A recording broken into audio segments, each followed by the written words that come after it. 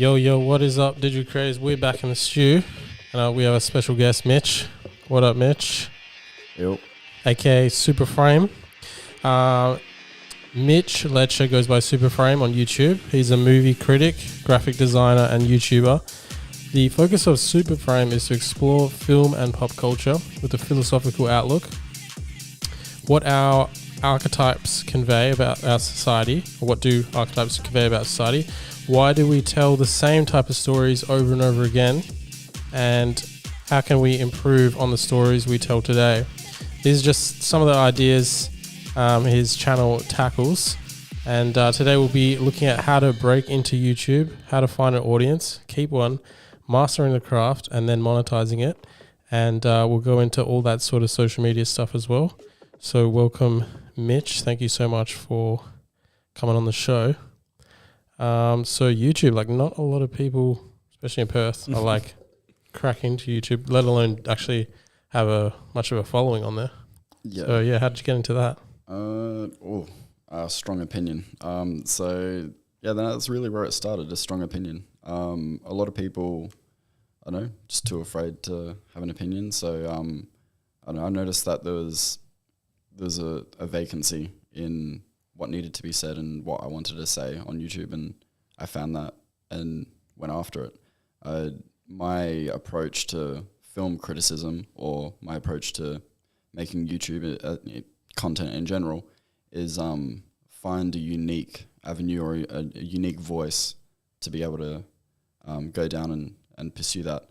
I feel like a lot of people don't. They're just an echo chamber of their environment and what is around them. So yeah, for sure. I think, this is a podcast for creatives and artists, and I think it's important, with whatever you're creating. The most important thing is to kind of have a voice, basically. Yeah.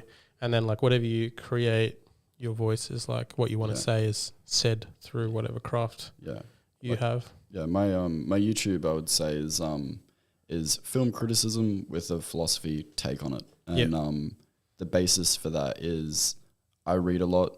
I have a life, that sort of thing. I want to apply my real world knowledge to film criticism to have a unique angle. Mm-hmm. And I feel like a lot of people, they live in an echo chamber of repeating things that other people have heard, and they're regurgitating information. And they don't have their own take, that they can't put it into their own words. And I know, not to get too clinical too quick, but there was a French sociologist, Jean Baudrillard. He existed in like the 1960s, and basically this guy, he's insane, but he predicted the future of where social media was going before social media existed. So when there was like rotary phones, he was saying as technology gets better and better, people will become mirrors of mirrors. So they will become poor reflections of reflections that are reflecting other people. Yeah. So he's like, people like that is the basis for a channel like mine, where it's, a strong voice that can, has an opinion and like stands by it. Yeah, definitely. Yeah, I think even in today's sort of social climate, it's even more difficult to, find people that have their own voice.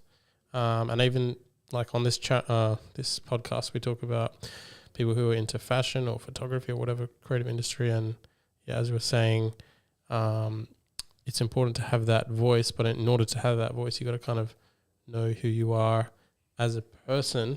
And I think very few people actually take the time in their life to like find out who they are so they can develop that voice, which is kind of why you find people who don't have their own opinion of things and they just kind of follow each other. To me, that's like instrumental in the success or failure of something like YouTube as well, because on TikTok or Instagram, you can fake it. You can be like, I'm just, you can pretend to be an interesting person. Yeah. Versus on YouTube, there's no hiding. It's long form content. It's 10-minute videos. There is no hiding from your lack of personality. So you have to have real world experience. You have to have a lived life and to be able to talk from genuine experience. And if you don't do that, people are going to see through it. Yeah. It's the reason people like, I'm not sure if you are aware of like certain vloggers, but Emma Chamberlain, when she blew up, the reason for that is an authentic personality. And it wasn't the performance of an authentic personality. It was quite literally her authentic self. And people gravitate towards that because we like I said, the mirrors of mirrors thing. It's disingenuous people repeating in an echo chamber. To have someone with a genuine voice come along, it's refreshing. And that is the success or failure of a YouTube channel these days, where it's a voice that is so clear and has a vision and a direct message. And if you even look at visionary directors and their successes, they may come across very direct, but being a director, but part of their success is their strong vision in themselves and where they stand, and to not be bullied or pushed around to change their vision or their voice. So yeah, 100%. Yeah, I think what you were saying about TikTok, like on TikTok, you're encouraged to follow the trends, like try this trend, do this trend. And that's why I've, in the past like couple years, I've gravitated to watching longer form videos, like especially podcasting, because with podcasting like this, you can actually have a proper conversation. It's not cut down to like 15 seconds. So I think you're absolutely right in that you can actually see who someone is, and there's no faking it, because you're having it's a long form content. Yeah, 100%. Long form content is something that I'm slowly gravitating towards. I used to make content that was around the 10-minute mark, and YouTube incentivizes this because they want watch time. YouTube wants watch time. They want you to stay on that website. They don't want you to go on TikTok. They don't want you to go Instagram, anywhere else, Twitter. They want you to stay on YouTube. So they incentivize it by paying you more if you have a video over 10 minutes. You get double the pre-roll ads, all that sort of stuff. You can choose when you want ads. Most people make videos to make them 10 minutes. It's well known. But what I've enjoyed doing is going a step further and making content that is around 20 to 30 minutes. Video essays, which is a majority of my channel, is analyzing movies with a philosophical background, but going into it so in depth with like clinical literature backing what I'm saying and things like that. Obviously film's subjective, people can like what they want, but it's having that sort of, that sort of in-depth 20, 30 minute long form content feeling on something that is The Dark Knight or whatever. Yeah. It's definitely like something that is I gravitate towards. And it's kind of lost in today's age of like all the fast-paced content, retention. Yeah, and also one of the reasons why I started this podcast is I love in-depth conversations about art and creativity and that sort of thing, and just in the culture today, like I don't know, there was just no real opportunities to like sit down and like have that, especially if you're around your friends or like, I don't know if this is what you experience. It's like you sit down with friends and it's usually very empty kind of conversation usually most of the time. Well, it depends who you hang out with. Or I remember just when I was growing up, it was, and I was kind of like, I'm missing out on those like in-depth conversations that actually mean something. So I think with podcasting and long-form content, you can actually, dissect things like movies and like have a good in-depth discussion, because I think things like movies, they have just a lot of insight into different ideas on ethics and whatever it is. Yeah. I think digesting someone's opinion is something that we've lost, like I'd say in like the last 5 to 10 years, where it's the content that have been turned out has been churned out so fast that you can't keep up with it. Movies, shows, there's an abundance of it. VFX artists, it's a massive problem currently. VFX artists aren't unionized. They've got no protection. They're getting messed up. It's not a good situation right now. The content is being churned out so fast that we can't keep up with that. And that the conversations around the content is disingenuous and not real. The relationships that are forming or the conversations that are being had aren't real because it's just so like disingenuous. With the current landscape of content being produced maybe on platforms like Netflix and Disney, or like just movies in general, what are some examples of films or series that you think have been done really well, and then maybe some recent films or series that you think have just didn't make it, sort of thing? Right. Okay. Interesting. I think like the approach that I would come with a question like that is the intention and then the corporate stuff behind it. Because you look at something like Netflix, Stranger Things is a good example. the Duffer Brothers who made that, they had a strong vision from seasons 1 all the way to the end, which is going to be the next season. So they had an end in goal. A lot of shows, they're made by a committee. They call it committee filmmaking. Essentially, it's made by producers that are just out for a buck. They're going to incentivize profiting off nostalgia.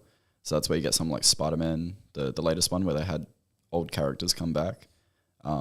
Pretty much every movie now builds off nostalgia. Those sort of ones, they're the ones that aren't really. It's the corporate filmmaking that I don't like, but yeah. Yeah, I guess there's the money grab films, and then the films that are doing something different, that dare to do something different or say something different or have a different opinion, as we're talking about. Like, yeah, you were talking about, we were talking about how important it is to have an opinion as artists or whatever. But yeah, films within themselves have a certain opinion. And I think in today's age, they're sort of more afraid to say something. It's hard. It's I feel like directors that there is a portion of that genuinely afraid to speak up because they're going to be out of a job. There are some directors that have a career, and like James Cameron, for instance, Disney came at him with notes on Avatar 2 and the way that the changes they wanted, and he just said no.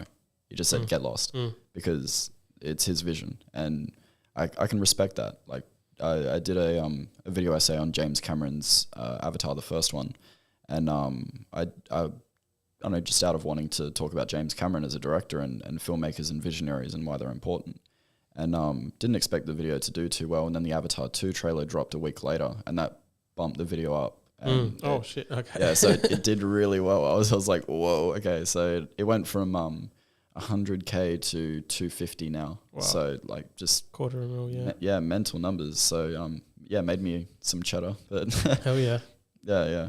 It's certain directors, they're just, James Cameron is one of them, where it's like you can't budge someone's opinion on their creative choices and stuff like that. I feel like a lot of directors are too afraid to speak their own mind or to have their own voice because they're going to be out of a job. And then what the result is committee filmmaking, where it's just, just a corporate number. And I think a good example might be the Amazing Spider-Man movies. As simple as those are, like people don't look into it, but the whole reason the Amazing Spider-Man movies were made is because they had to churn out the movie quick enough to retain the rights to the character, because Sony owned the rights to Spider-Man, not Marvel. Oh, okay. So basically what they did is they were making Spider-Man 4 with Tobey Maguire, and they weren't making it quick enough for 2011. So they just had to can the director, Sam Raimi. They had to can everything and then just start from scratch and just quickly churn out the movie. Is that so they could profit off it before they sold the rights? No, that's so they could keep the rights to the character. So Sony bought basically what was happening in the 90s, right, is Marvel were going bankrupt. So they sold their character rights, the X-Men, the Fantastic Four, all to movie companies, Spider-Man, Sony and everything. And then they made movies off them, and they only get to keep the rights away from Marvel if they continue making movies about them. So basically, Daredevil's a good example, right? So Daredevil, they made a movie in 2003 with Ben Affleck.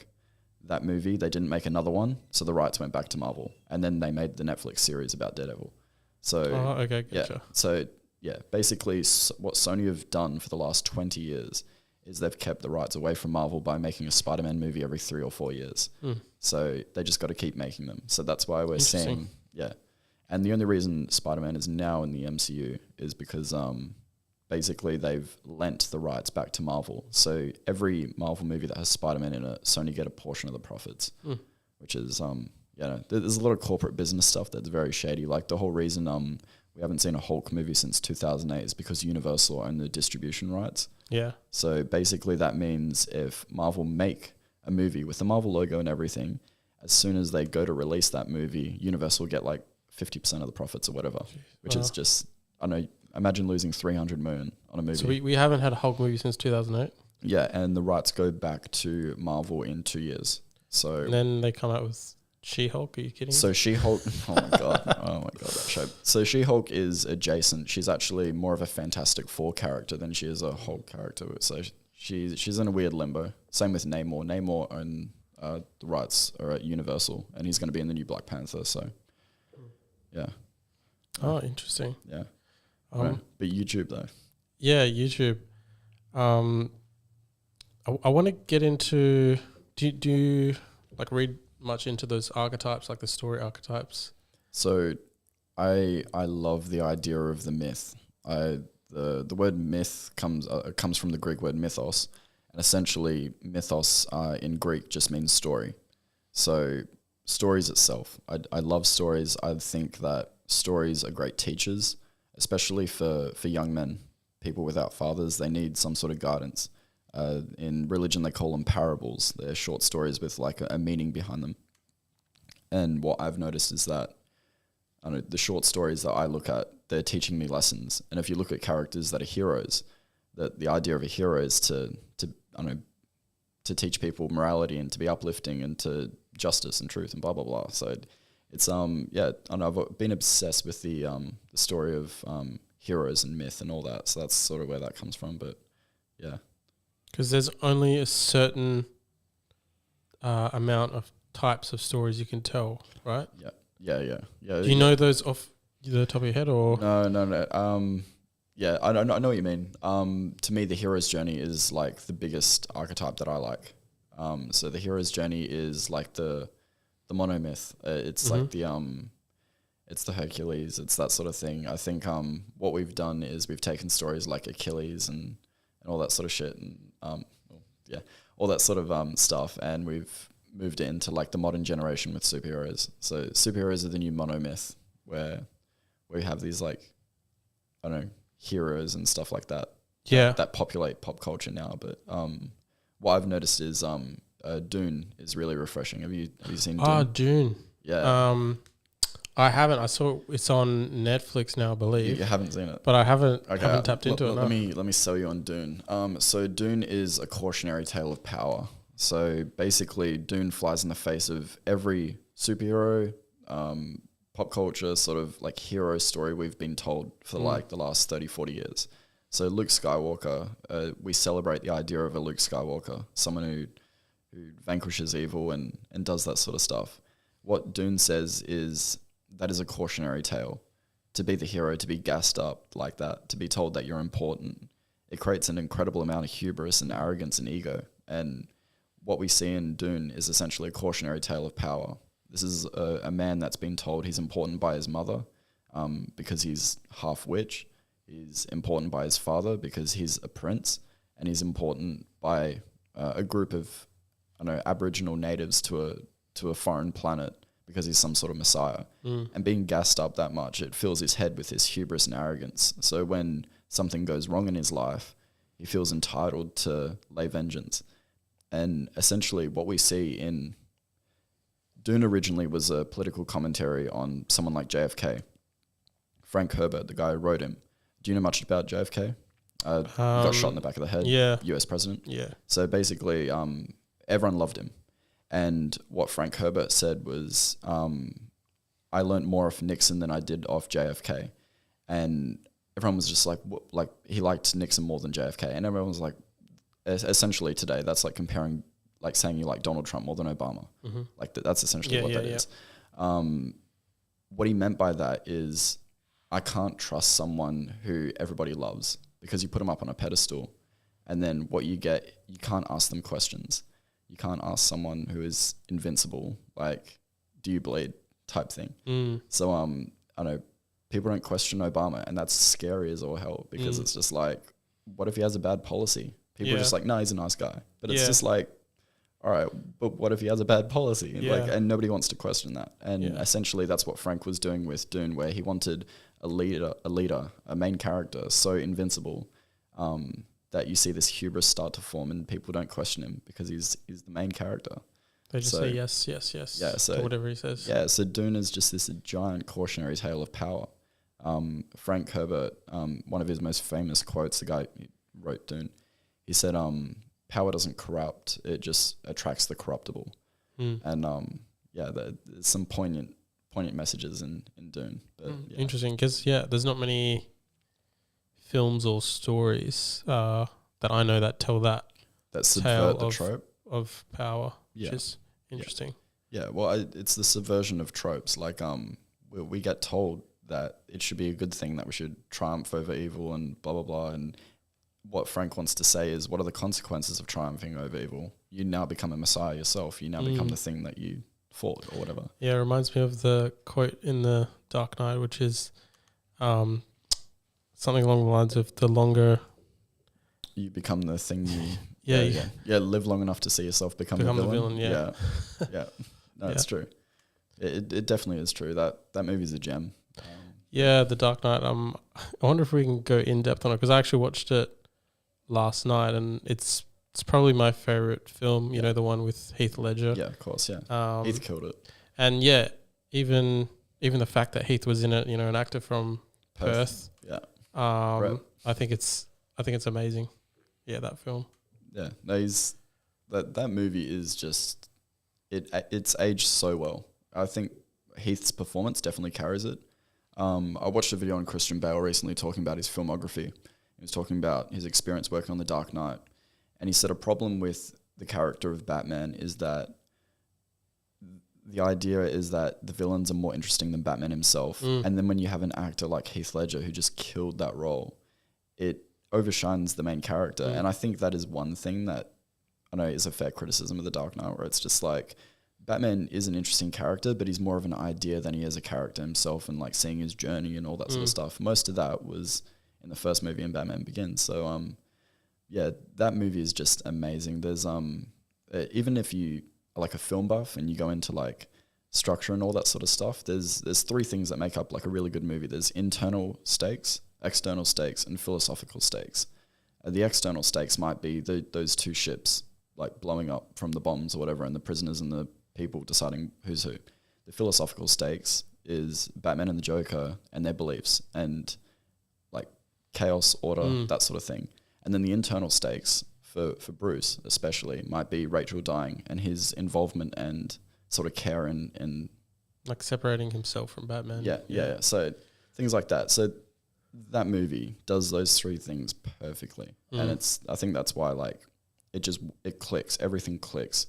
And that's something about Nolan's movies in general, that they just like, they click because everything comes together like clockwork. It's just really satisfying to watch his movies, especially Dunkirk, which is like the timing of that movie. If you analyze it structure wise, it's just gorgeous. So, and yeah, I love how there's just so many ideas ingrained in that film, like philosophical ideas, and it's got so many layers of ethics. And you just ask, I love movies or films or works of art that make you question yourself.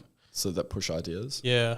So what I've noticed with ideas especially is I think it was Socrates, I'm not sure. It was one of the older ancient like Greek philosophers, but they talked about the ideas of fools versus wise men. And basically a fool talks about what and who, and a wise man talks about ideas. He talks about why and how. And a lot of Nolan's movies want to talk about why and how. They're about ideas.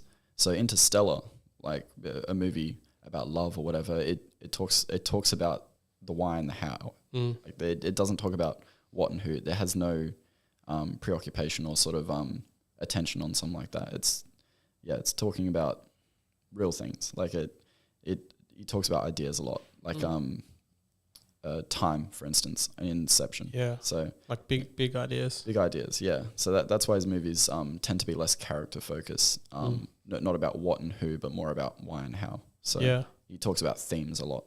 Yeah. And something that was interesting about the Joker character was that he had his own sort of inbuilt ethics around crime. Like there's that quote where he's like, "This city deserves a better class criminal, and I'm going to give it to him." Yeah. Like he has his own. Yeah. I love. It's just like what? Yeah, I know. Yeah, I know what you mean. It's brilliant. The Joker is the perfect antithesis of a character like Batman. He represents the chaos to his order, and there's a reason for that. Like he said, like in the movie, when you push one way, something else is going to come back equally, and that's the character of the Joker. But most of Batman's villains they reveal something about Batman himself. So the Penguin, he's a reflection of what if Bruce Wayne was evil, or the Scarecrow, what if Bruce Wayne had given into his fear and that sort of thing, or Two-Face, what if Batman had become his duality? What if Bruce Wayne and Batman were one and the same? Like every Batman villain reveals something about Batman himself. Yeah. Yeah. So, and the Joker is the perfect antithesis of that, where it's just like Batman represents order, he represents justice, he represents the ability to, I don't know, have that sort of like strength of moral character. And the Joker says, screw all that. The Batman says, let's uphold the moral standard. Yeah. And Joker says, there is no morality. Yeah, exactly. And I think like when you have a character that forcefully says like life doesn't mean anything, it creates a strong opposition. And that's why those two characters just like clash and work so well.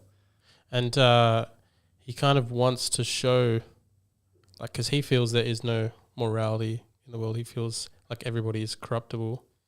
And that's why, you know, when there was that scene with the two boats and then none of them pushed the button, it's kind of like that was his sort of downfall, because it was shown that, you know, that there was good in the city. Yeah, well, that's essentially like the philosophical stakes coming to head right there, because he says like, when the bomb doesn't go off and Joker's all surprised, Batman says to him like, what did you expect? What did you want to happen to prove that everyone was as crazy as you? And yeah, which is basically his whole goal as a character. Yeah, just to make Batman snap. It's something he's done time and time again. It's just a part of like their dichotomy, like their back and forth, is that Batman resists being as crazy as the Joker.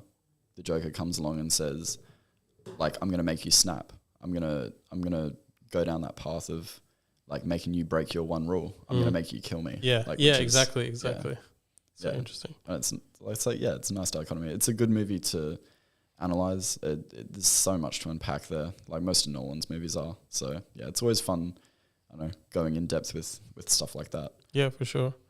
Might be a difficult question to answer, but what are your sort of favorite films? top 5 that you can think of. Yeah, so this is like this is a conversation I have all the time. Not because I want to, but because when people are just like, "Oh, what do you do?" and then you say YouTube, they're just like, "Oh yeah, what do you do on YouTube?" And then the conversation is, "Oh, I do like movie reviews and I talk about like, I don't know, superheroes and all that." And they're just like, "All right, well, what's your favorite movie then?" So you can't say film critic and not like have a conversation like that. So it's kind of annoying. I would say that I sort of avoid the question altogether. I just sort of be like, I specify the question. I say like, well, what sort of genre? Like, and then we can talk about dramas or romantic comedies. Like a romantic comedy that I love is About Time. It's a movie about a guy who can time travel and uses it to fall in love. So there we go. Superhero movies, the first Iron Man holds up really well. Like that's just a clutch movie. Like it character journey, everything, arc, like the action steadily increases, stakes increase, love it. Like the internal conflict of the character, it's just everything works about that movie. Things like that. Like when you start going into what is the best movie of all time objectively. I guess maybe what do you look for in a good movie? That is a much better question. But like I love that. Yeah. No, I really like that. What do I look for in a good movie? I look for themes. I do like Nolan's movies because of that. Because he explores themes and ideas, and I'm an ideas guy. I love to read. I love philosophy and all that sort of stuff. I do love characters as well. I feel like character is everything, and you see these like cardboard cutout type characters, and they're the most uninteresting things to watch on screen. And it sort of extends back to what we're saying about YouTube, like making YouTube work. You can't fake a personality, and if you have a writer who writes a movie who doesn't have any real world experience writing characters that are meant to be interesting, and they're just not because the writer himself isn't interesting, it translates. And yeah, so movies that have character, movies that are interesting, I think that's why something like a Wes Anderson movie is just so charming, because not just the symmetry and how he shoots it or the sort of like soft palette, but have you seen a lot of his, like Grand Budapest Hotel and all that? I haven't. Moonrise Kingdom. I'm sure you have. There's probably like a few of them. Fantastic Mr. Fox or something like that. Yeah, I've seen Fantastic Mr. Fox. Yeah, a lot of his movies are really charming. But a lot of people gravitate towards Wes Anderson movies because of the character and the voice directing them. Something like Edgar Wright as well. He did Scott Pilgrim versus the World. I love that. All that. World's End, the Cornetto trilogy, Hot Fuzz. Yeah, so strong directors is interesting to me. I know a lack of vision, a lack of voice is infuriating. Yeah. It sort of extends to the people that I have in my life now.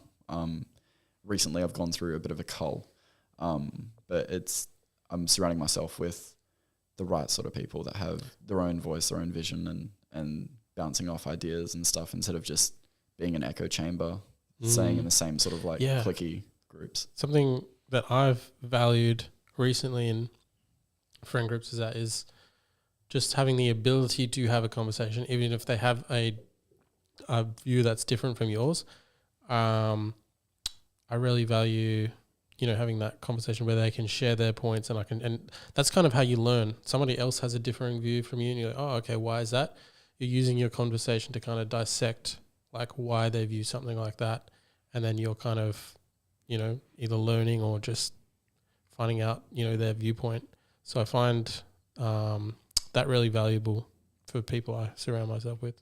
Yeah. I think like conversations become very like vapid and meaningless when you're not learning something. Like you can only say the same things in the same circles so many times before you start to go insane. It was Einstein who said like the definition of insanity is doing the same thing, expecting a different result. So like if you're just going out every weekend saying the same things, obviously one day it's gonna click and you're just gonna be like, I've had enough. And you start to surround yourself with more interesting people that actually have things to say and opinions, and suddenly you become more worldly and more experienced in terms of like meeting different kinds of people and all that sort of stuff. But that extends to again, the success with YouTube. Like if you want to be successful, you have to have your own voice and stuff like that. And a lot of people aren't prepared to doing the work of living an interesting life to record. Because it's not necessarily easy, like having your own voice and putting it out there. Because, I mean, especially with YouTube or social media, like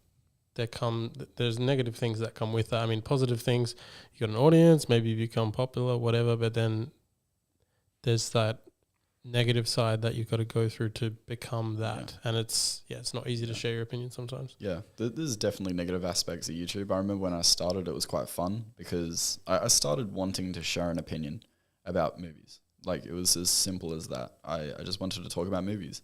And what I've noticed is the more traction I get on videos, the more feedback you get. So when you have a video and you get 10,000 views, maybe like 50 comments, it's just like, all right, yeah, cool video, thanks. But when you have a video that does 500,000 and you have maybe 3,000 to 4,000 comments that are just like, I disagree with you and here's why, and you get a whole essay in the comments, and it's just dissecting how you're crap and a piece of garbage human, and it's just like, Jesus Christ. So there's YouTube's given me a thick skin. It's also allowed me to, definitely get better at what I say. I'm more articulate and I definitely think about what I say now. So my videos from 3 years ago, it was just me having fun. But now my videos are literal video essays where they're definitely thought out. I can't just say the acting is good in a movie now. I have to give 10 reasons why the acting is good. And if I don't have evidence for that, then my opinion isn't valid. And it's dissected in the comments where it's just like, I disagree with you and here's why. So I don't know. It's hard. Film is subjective.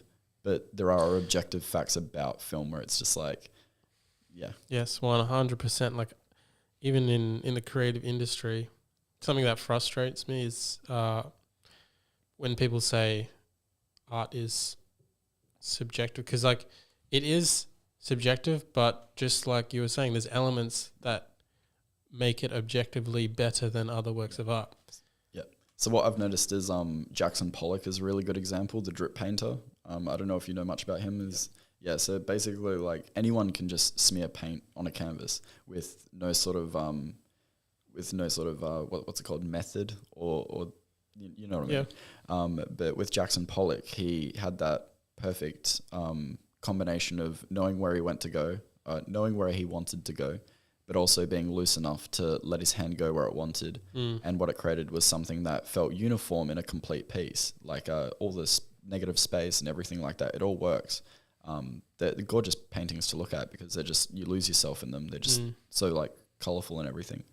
But at the same time, it's like, it's not without craft. Like I think craft is like one of the biggest things that people just don't have. Yeah, because it takes time to get to that, and the average person doesn't want to put in that time or doesn't have the passion to do it. Yeah, especially with YouTube. Like I've been editing YouTube videos since I was like 12 years old, but it's only in like the last like 5 years, I want to say, that I've gotten to the point where the editing is clean. Like everything is like slick. When I first graduated, came out of school, I used to do graphic design and went into media and marketing, and I was a media and marketing designer or director for my brother's company, and did 2 cinema advertisements, went into graphic design properly, getting paid for it. Obviously it wasn't something I was passionate about. YouTube I like more. But that sort of like honing the craft and that sort of time spent getting good at something definitely has helped. I feel like a lot of people just want to skip to the end result and don't want to get good at it. I've noticed that even something as trivial as doing a backflip, you see these YouTubers who do like travel content, and the guys that do those like triple, quadruple backflips, they didn't like just decide to do that when they're on holiday. They've been in the gym, or they've they've learnt to hone that craft and like learn to perfect like the fun travel content. Like I've got a lot of friends who do stuff like that, and I talk to them about it, and it's just like, oh yeah, we shoot to edit. So basically they know the shots they need. They go on these holidays, they shoot their shots. It's all meticulous and crafted, and that craft, it can't be taught. You have to like teach yourself that experience.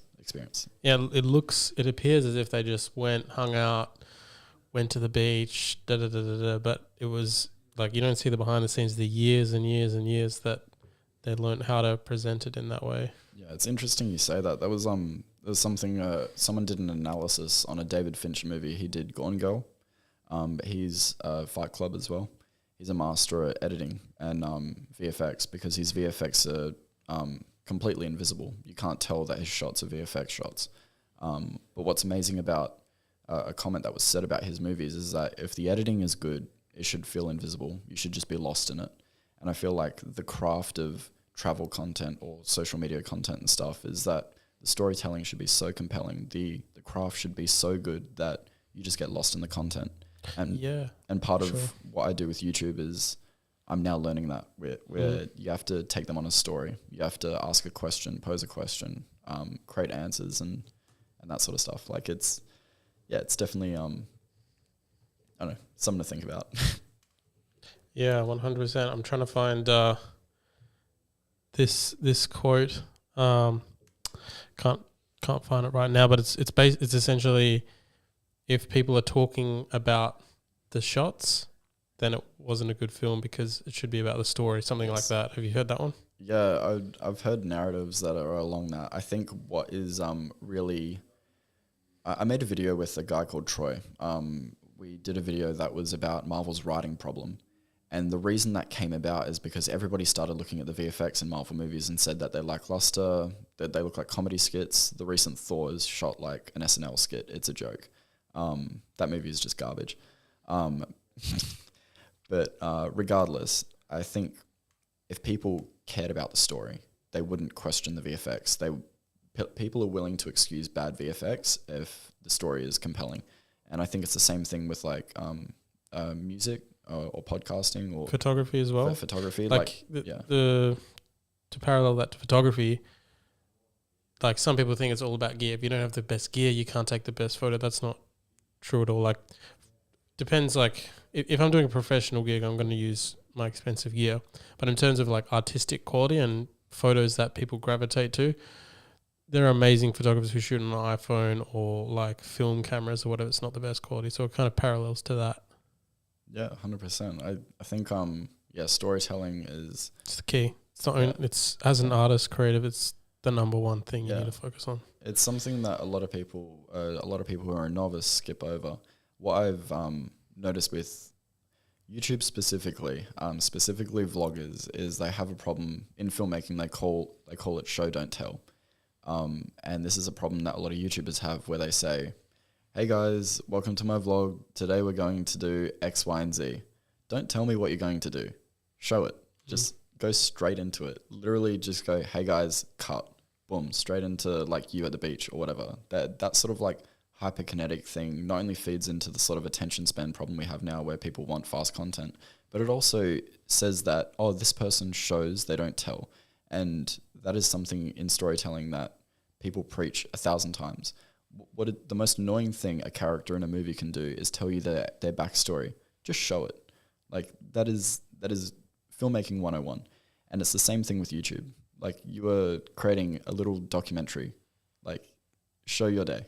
That's why you have the camera. Yeah, that's actually a really good tip for vlogging, even as someone who has vlogged in the past. No, show don't tell. That's a really good tip. Yeah, there's so many things that infuriate me with vlogging. It's the sort of Casey Neistat revolutionized it. He took it from, hey guys, like this is what we're doing today, to hyperkinetic cuts, action adventure, that sort of like. And even watching The Dark Knight again, I noticed how fast the cuts actually are. Like it doesn't feel like the cuts are that fast, but it's just like this happens, bang, right to the next scene, bang, right to the next scene.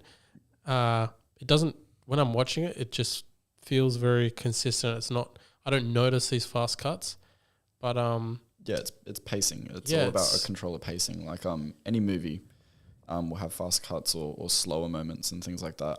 One scene that I really enjoy in The Dark Knight is the hospital scene with Heath Ledger and Harvey Dent's character.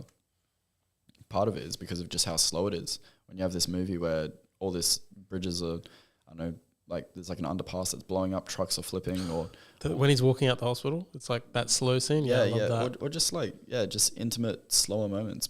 Or even Rachel's death with the barrels and stuff. It's just simple cutting back and forth between her and Harvey. Like it seems like that. There's no sort of like big like sweeping vista shot that like I don't know shows off the giant like I don't know explosion or whatever. It's just abrupt. It's just too intimate like close-ups where you just see the back and forth of like two characters just exchanging how they feel about each other. And that to me is way more powerful than, I know, drawing attention to the filmmaking, being like, look how good of a filmmaker I am. Like, look how good of a storyteller I am. That to me is way more powerful. So, yeah. The characters in The Dark Knight are just so good. Like Alfred, Rachel, Harvey, just, I know, just work so well together. That's why it's probably one of my favorite movies. Perfect, what's it called? Synthesis of everything that came together. It just right time, right actors, right story. It's just, it works. Going back to kind of YouTube and, you know, voicing your opinion, and you saying the when the video gets more views, you have more comments. How do you sort of deal with those negative comments? I mean, with like videos that you have that have 250K plus views, and you're saying people write essays, like, are you reading everything, or like, and then how do you deal with that? Yeah, so I hate ignorance. I hate having knowledge available to me and just not being privy to it because I don't want to see it. Like I think that's an ignorant way to live.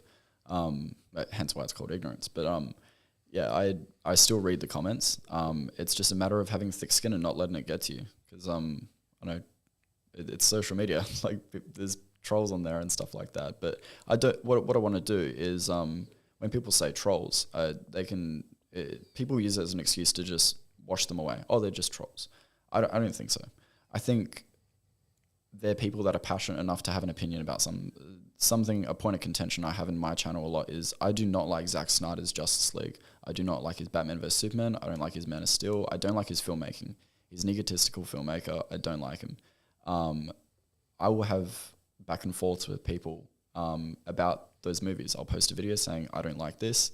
I'll have people literally send death threats about this movie, and trolls essentially just like people passionate enough to say how they feel and they take it too far. So I want to at least approach them with some level of validity that they might have something to say that might be of merit. So I'm still going to read the comments. I'm just not going to let it get to me if they make a personal attack because I know that they're just saying something out of passion. So it really has given me thick skin in approach to the rest of my life as well. If someone no one says anything on the street, like people aren't that mean. Australia is quite a nice place to live. But like if anyone were to say something like horrendous or whatever, it's not going to get to me because like I've got far worse in YouTube comments like saying horrible things about like, I don't know, my existence and stuff like that. YouTube's pretty rough. Sometimes, because I've kind of gotten to a point now where I feel comfortable having a negative opinion on, like I've probably always had a negative opinion on certain works of art or creations. Do you think it's negative or do you think it's cynical? Because to say it's negative, Or maybe it's more like critical. It's definitely critical. Yeah, I think to say it's negative would be just putting it down but not really having a reason for it. But yeah, criticizing, have the confidence now to criticize certain works. But before I just felt, and maybe I'm still trying to get to that place where I don't feel bad about having a critical opinion. Trying to get to that spot because I think it's important to have a critical opinion. Yeah. If you don't have a critical opinion, what do you have? You just become an echo chamber, like we said, of other people's opinions. You need to develop critical thinking. I remember when I was a kid, I thought the prequel Star Wars movies were the shit. I thought like big lava, big sword fights, cool, way faster than the originals. And then as you get older, you develop critical thinking. You realize those original movies from like the 70s and early 80s are gems.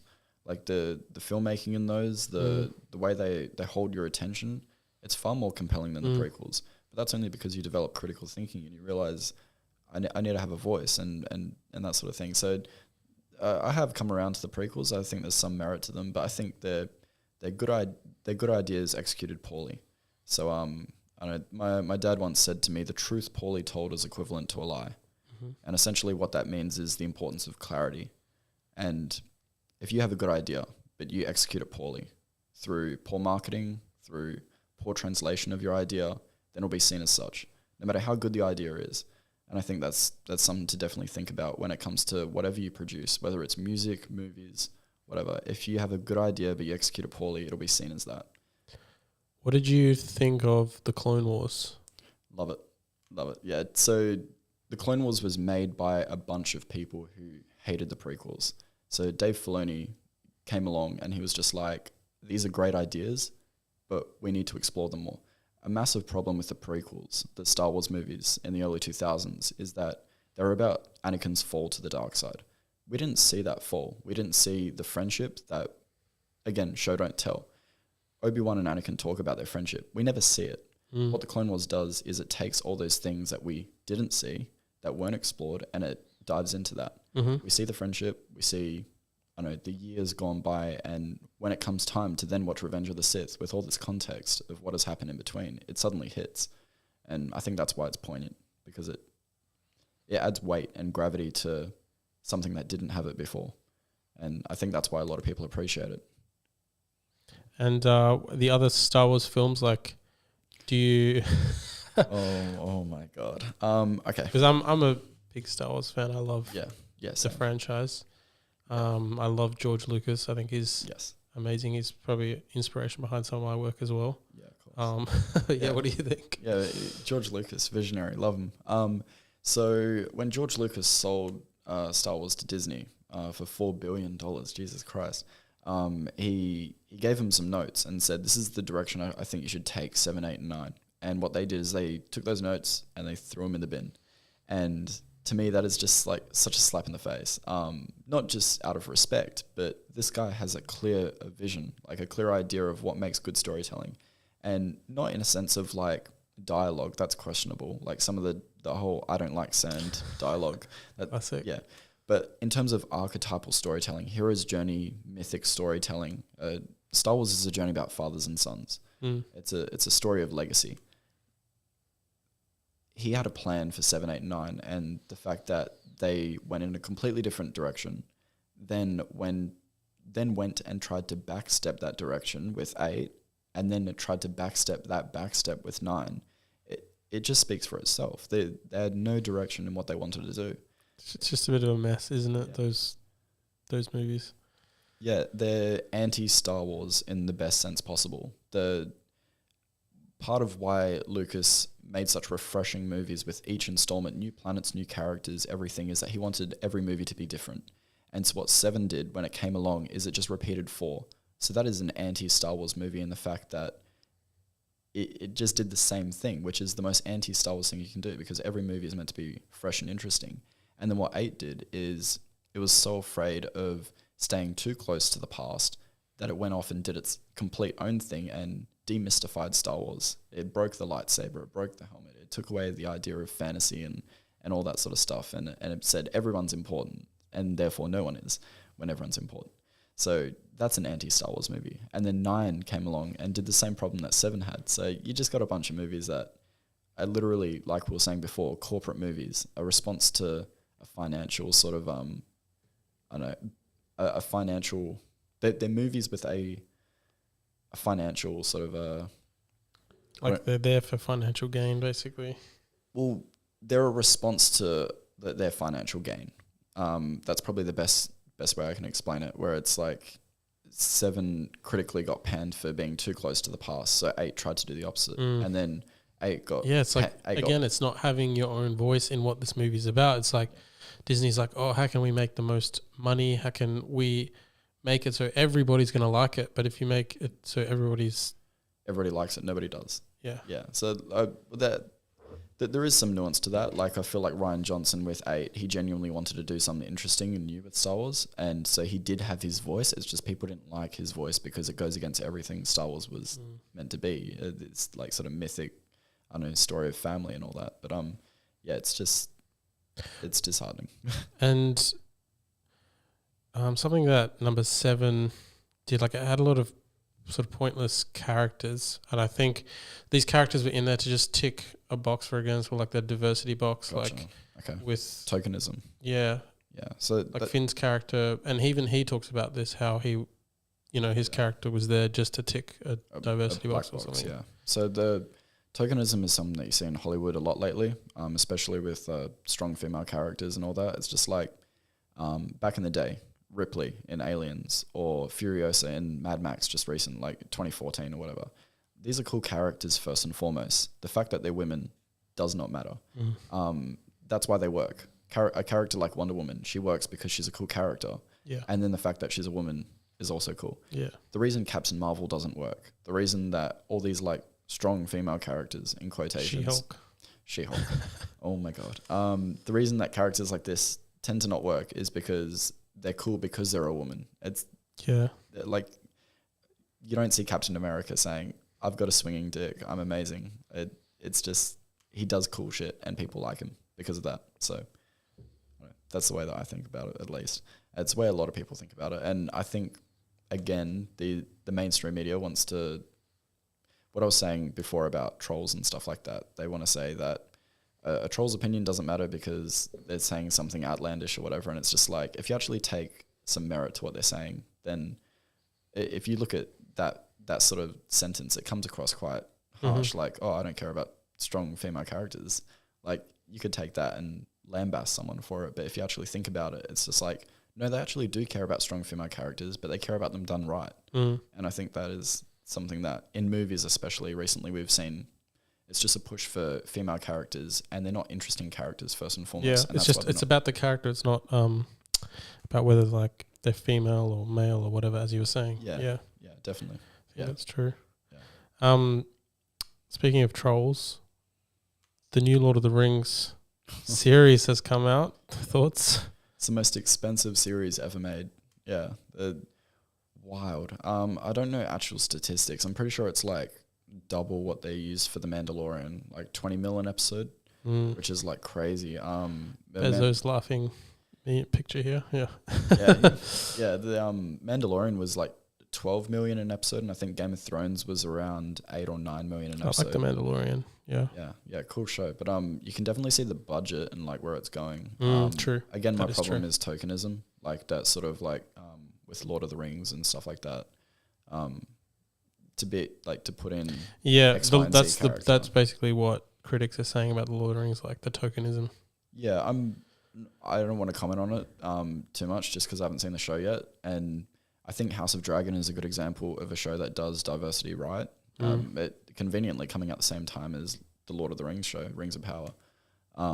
But basically, the way that they do diversity right is they make it a part of the story. They don't just say insert X character and have their culture mean nothing to the story. Yeah. So like with the Valerian character in the House of Dragon show, part of him being black is where he sits in the equator and where he geographically he's from. It makes sense that he would be that color skin. And talking about race is the quickest way to get cancelled on YouTube because it's just like, all right, X, Y, and Z, you're that. Yeah, So yeah. usually you stay away from it. But critically, if you can back your points, then it's fair to talk about something like tokenism, because it's a genuine problem that is taking away from good, compelling storytelling. Because it's just like, we don't care about the story. We just care about fitting a quota. Yeah.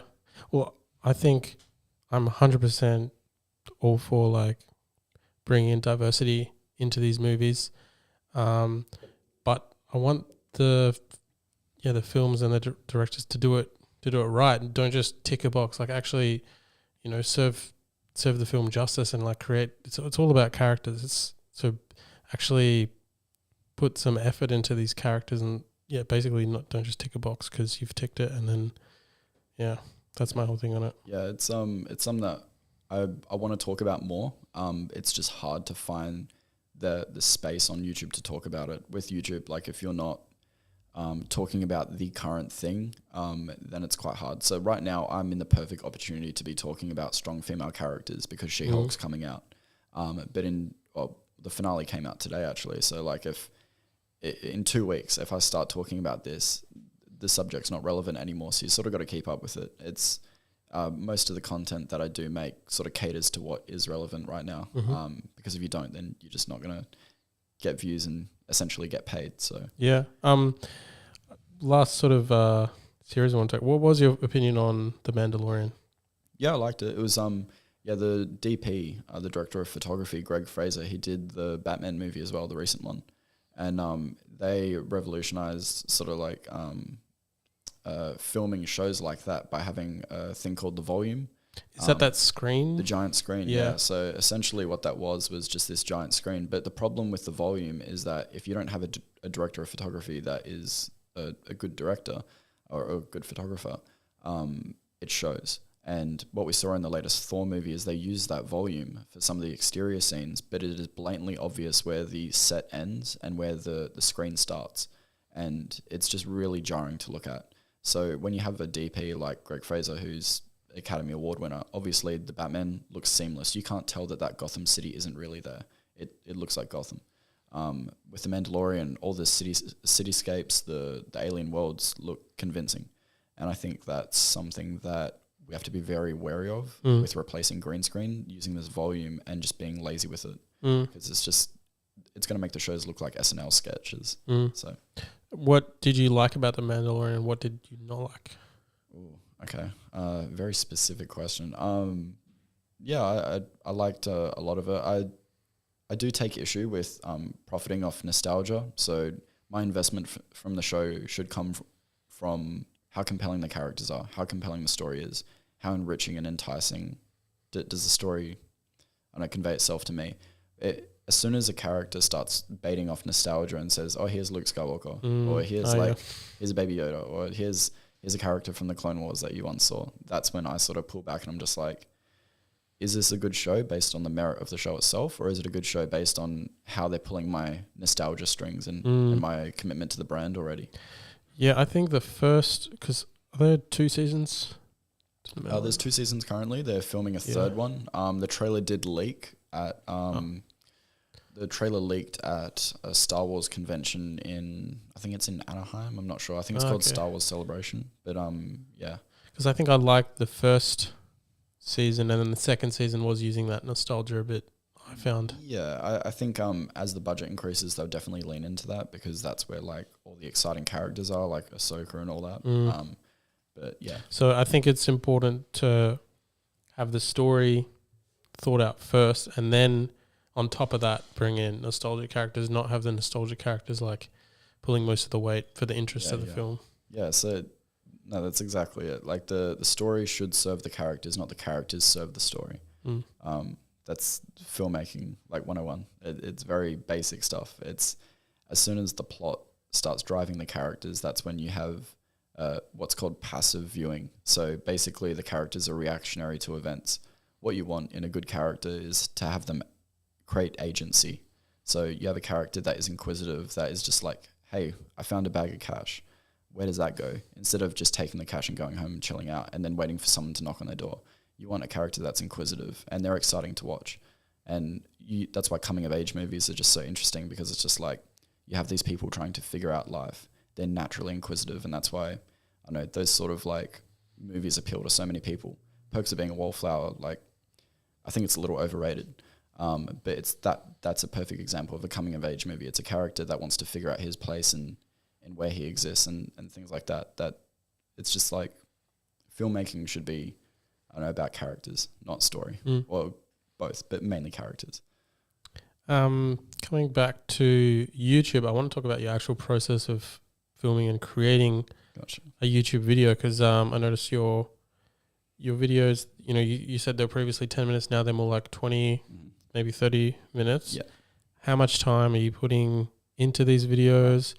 How do you balance that with work? Like, I don't even know if you are a full-time YouTuber or you have a part-time job. Yeah, so I had like 2 part-time jobs when I was like very small, and then now I've just got the one, and basically like slowly leaning off that. I'm about to quit that job because I'm launching my Patreon soon, which will completely fund everything on YouTube.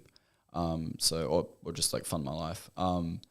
Essentially I'm making enough to the point where I don't need a part-time job. But my actual process is quite exhaustive. Like I said, it used to be fun. It used to be just like talk about a movie, put some clips on, cool, upload it.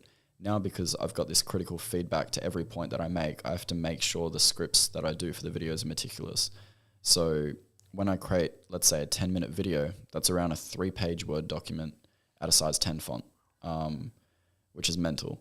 And you have to do drafts of that. You have to read it out loud, make sure it doesn't sound like you're reading off a script, because it needs to sound like you're just talking to the viewer. Otherwise, they just feel like it's a transactional video. You're just regurgitating something.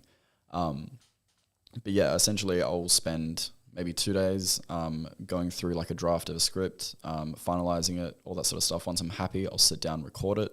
Recording is different for a lot of people. I've got friends in the community that do the same stuff I do. And what they'll do is they'll record a bit, edit the clips attaching to what they're saying, and then record some more. For me, I do not want to do that. I don't want to be sitting recording 24/7. So I'll read out the entire script. I'll do all the content, like the video work attaching to what I'm saying. If I say the acting's good, I'll show a scene where the acting's good. And then after that, I'll come back to it and I'll be like, all right, can I edit this or can I change this? Do I have to re-record some lines? And then it's just a matter of finalizing the video, background music, all that sort of stuff. Make sure it's polished, clean, notifying that I'm going to be uploading, set a premiere on YouTube, and then wait for my audience to trickle in and get excited about the upload and then post it. But that's essentially like the content side of things. But there is a little more to it. Collecting footage for a movie that isn't out yet is pretty exhaustive. You got to find like very specific clips when you have limited marketing material to work from. So you got to be quite creative with how you talk about a movie, because you can't say the acting's good, let's say, when there is no clips of the acting being good. Stuff like that. But yeah. So the script that you write is kind of the most important part of it. It's basically the bones. And then once you got the script, you're reading that out, and then you sort of add the clips to match. Yeah. Essentially. It's everything. The script is everything. You can't talk out of your ass. Like when you are on YouTube and you're talking about something, you need to give facts, reasons, evidence as to what you're saying. And if you're trying to fill 10 minutes to get to your 10-minute quota or whatever, you can't just, I like this movie, blah, blah, blah. Like the bones and the meat of everything is having something of substance to say. And that sort of goes back to, I know, a YouTube channel, make it or break it, is having actually something to say. Like go live a life. My best advice when creating a YouTube channel is to not create that YouTube channel. And it sounds counterintuitive, but go live a life, go hiking. When you come back, you actually have something interesting to talk about. So like find out who you are. Yeah, find out who you are. Like don't approach something when you don't have a clear idea of who you are, because you're just going to be this sort of like empty, vaporous sort of like aloof echo chamber of a person, like talking about something you don't understand. And it's so transparent. It's so transparent. The people that have a voice can articulate themselves well, and then the people that don't. What's your opinion on people who do what you do, but they kind of like live stream it? They don't necessarily plan out their ideas and what they're going to say, because it takes a lot of work editing a video, like as you know. Yeah. So the clip section takes me like a week. So finding the right clips to what I'm saying takes like a week to edit one video. That is around 10 minutes. So that I would say like a lot of people can't really just like live stream a review. There are people who just stick a camera on and talk about a movie that way, but they run out of things to say, and it becomes quite obvious that they're just like talking out of their ass essentially. But the people who do my specific type of content, which is video essay sort of content, that is super specific. Like it's a real niche on YouTube. Not many people do it. There's like 5 guys that are like the big guys, and then there's some smaller ones that have like 50K, and I'm one of them. But like it's a super small niche, and I think part of success on YouTube is finding your niche and finding your voice and all that sort of stuff. But then having an opinion but expressing it in a new and interesting way. But yeah, it's one of my favorite channels that does something similar to you is Stories of Old. Have you heard that? No. What is that? They normally talk about niche movies, but I think it's not really about movies. It's about philosophical ideas, and then they talk about that philosophical ideas with movies. So maybe it's the opposite, sort of the opposite to what you're doing. But it's an interesting take. Ask anyone who listening to check it out. Maybe you can check it out after this. But amazing guy that does that. I've noticed that like with the whole like live streaming sort of thing, the reason that something like that is hard to do is because everybody is trying to find their unique approach to YouTube. So if some guys, my take is philosophical sort of take on movies. Some people it's comedic, like genuinely like sticking in memes, like making fun of the movie. Other people it's more cynical. There's a guy called the Critical Drinker. He basically is just cynical and depressing the entire way, but that's part of his character and part of like his appeal. There are some people that are more articulate. Lessons from the screenplay. I'm not sure. He stopped uploading, but basically there's a few of them. Nerd Writer is a great example. I've subscribed to him. Yeah. Yeah, very articulate. Those sorts of people, everyone has their own voice, and to be able to make that up on the cusp is impossible. I think with today's age and like the demand for new like content, there are more streamers. But I still think if you're gonna film and edit a video, you're gonna just get a better point across. I guess it's which beast are you feeding the demand for, like fast-paced content or like content that maybe hits harder but it comes out at a slower pace? I really like that, the idea of the beast that you're feeding. Like that's really poignant. I think for a long time I've tried to hold off at making fast-paced content, and recently only have I started doing YouTube Shorts, which is essentially like YouTube TikToks. But they garner a lot of attention to the channel, so I think I'll continue doing those in the future. But that's a quick way of making content when I don't want to sit down for 2 weeks on one topic, and I can just quickly put up like essentially me talking to the camera, being like, hey, like this is my quick thoughts on this. All right, now back to the long form content. So it's a nice way of having your cake and eat it too. But it's something I'm still yet to fully dive into and explore. Recently on the channel, I've taken a bit of a break just because of like personal issues. But I'm currently editing a video that's taken me 3 months now, which is pretty mental. Essentially, I have a thing on the channel where I pitch how I would have done X movie, and something that was really disheartening to me was the Justice League movie. So I'm going through and making a video of how I would have made that movie instead, and pretty much every comment, every tweet I've made for the last 3 months is, when is this video out? So in 2 weeks, I'm going to release the video. Wow, so there's a lot of hype behind it. Yeah. I'm pretty jazzed about it. There's a lot of excitement about it. So, we'll definitely be putting your link below, so stay tuned for that one, guys. Yeah, it's something definitely working towards, but I think that is something that YouTubers, especially novice YouTubers, don't understand, is creating excitement about content, because they're not there for the content, they're there for you. And I think that's what a lot of people forget. It's YouTube, it's not the tube part. So it's about you. And if you're creating content that is replicatable, or it's not about you, then they can find it elsewhere. You need to create something of such high value about yourself that people want to stay there. And I think that's something that like a lot of people forget. You've been on YouTube a long time. What's your take on how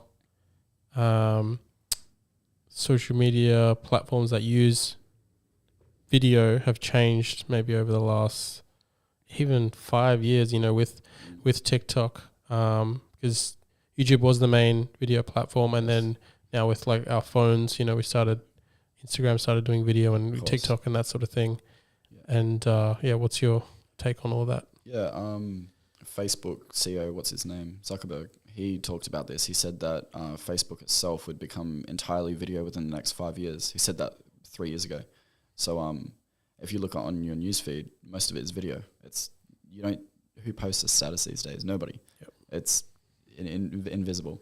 Instagram becoming more video, becoming more monetized, where every second post is an ad, things like that.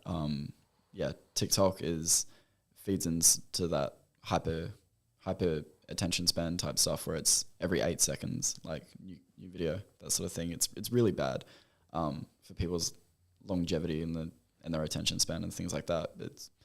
But in terms of YouTube, I still think YouTube's doing fairly well. It's the second highest search engine used behind Google. So Google's number one, YouTube, and then TikTok in terms of like what SEO is. Yeah, it's interesting, TikTok, because even now, if I want to cook something or if I want to search how to do something, in TikTok. TikTok's actually the thing I go to, because when you click on a how-to video on YouTube, it's like, hi, this is da da da da, and then you go 3 minutes in and then they talk about what they're doing. Yeah. TikTok kind of cuts that out, so it's interesting. Yeah. No, I completely agree. It's part of a drawback I find with YouTube is that everyone's got to get their content out there, so they waste the first minute of their video talking about nothing. So I think, I don't know, there's all little things you learn when doing YouTube is how to promote yourself and all that sort of stuff, and you need to do it in interesting ways that actually captivates the audience. So like instead of, I don't know, wasting time, you just jump straight into an opinion, and then maybe a third way through the video you might say like, oh yeah, if you like this video, maybe like give it a like, and then go back to the video. Don't waste people's time. Yeah. And I think, I don't know, just understanding how to navigate social media in that way is important. Yeah, and I think YouTube was quite scared of TikTok, taking their sort of views or audience. Oh, yeah. But then they released YouTube Shorts, which was like people were laughing at it. But now I think YouTube Shorts is like coming up quite a bit, and I think Mr. Beast even said recently that he sees YouTube Shorts taking over TikTok. Well, I'm not sure about that. I think that's what. Let me fact check that. Oh no, I don't dispute the fact, but I don't agree with YouTube Shorts overtaking TikTok. I just think TikTok's too powerful. But something to extend off that is Instagram also is afraid of TikTok. In a big way, Instagram is like dying. And what Instagram have done is they've updated it and changed it so it takes up your full screen when you see someone's post now. And so when you scroll, it scrolls like TikTok, and everything's slowly becoming more like TikTok, which is, Yeah, this is what he said. I'll see if I can. So he just said, Mr. Beast claims huge YouTube Shorts change will force TikTok's biggest stars to jump ship. Oh, so he means the TikTok stars will be jumping onto YouTube now. Yeah. So I don't think it will necessarily take over TikTok, but it's becoming more popular. Yeah. So what I've noticed, right, is people who go from like originally when Vine died, Vine was 7-second videos or whatever. These people jumped to YouTube, and a lot of them struggled because these Vine stars didn't have an engaging personality. They didn't have world experience to make engaging YouTube content. Yeah, long form, yeah. Yeah, Logan Paul and those sort of guys, that they're few and far in between. A lot of them died. Bo Burnham, amazing, like, comedic talent, but he was a Vine star, went on to YouTube, became successful, but not successful to the point that he was on Vine. So he went into stand-up comedy, then became a film director and all that. Now he's successful and whatnot. Yeah. But the idea that TikTokers think that they can just go to YouTube and have instant success is not true, because they don't know how to create engaging stories, because the content they make is max a minute. YouTube is a difficult game, yeah. YouTube, have to be smart about the content you're making. There's no sort of like I said, like a alleyway you can sneak down to escape not having a personality, because it shines through. You can smile for a minute and regurgitate something you heard, but when you're on camera for 10 minutes at a time, it shows. I feel like David Dobrik and stuff like that, their editing style can sort of hide that, where it's hyperconnectivity, fast-paced sort of stuff, lots of cuts. So you can make content like that, but if you actually sit down with like a creator and you hear them talk, that's when you really hear like if they can really hold your attention or not. And most of the time it's not, especially with TikTokers, like all these e-boys and stuff, they have nothing to say. Yeah. How did YouTube, because you started, YouTube quite early, I guess. How did YouTube, if it did, influence your self-development as a person? Oh, big time. Like the backlash you get with comments, you develop a thick skin. That was the quickest, that was the first thing I learned doing YouTube, is that you can't let what people say get to you. That's just a fact of life. But yeah, there's certain things that even before YouTube influenced how I did YouTube and how it affected the growth of those things. So what I mean by this is the keys for life. When I was a younger kid, we learned these things called the keys for life. Not sure if everyone in school gets taught it, but we get taught persistence, resilience, determination, confidence. And when I was doing YouTube, I had to use those keys for life for, like just to get through it. And then what it does is the experience of doing YouTube reinforces those keys. So now that when I walk into a room, those things are instilled even further. So not only am I more confident by doing YouTube, I'm also more persistent, more resilient. I don't give up on things easy. I try and make it work. Like that is a result of doing YouTube. So yeah, definitely. Like it's been a massive impact, but yeah. And with YouTube, it's like to get subscribers, it's much, much slower than things like TikTok. So how did you deal with that slow growth? Mm-hmm.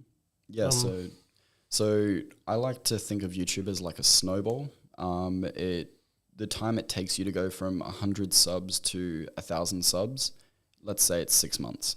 The time it takes to go from 1,000 subs to 10,000 subs might be 3 months. Once you get the snowball rolling, it just gets quicker and quicker. I've jumped from 30,000 to 45,000 in like a couple months. Wow. So it's crazy. Yeah, once it snowballs, it starts to really pick up. But it's only a result of videos doing really well. So that avatar video I did where it jumped from 100K to 200K pretty much like overnight, things like that definitely help. Another thing is also collaboration. A big mistake I see people making when they first start out is they want to collaborate with people and they punch way too high. These are people with like 2,000 subs going to a guy with 70,000 subs being like, hey, you want to collab? Yeah. And from the perspective of the guy with 70,000 subs, it's like, what do you have to offer me?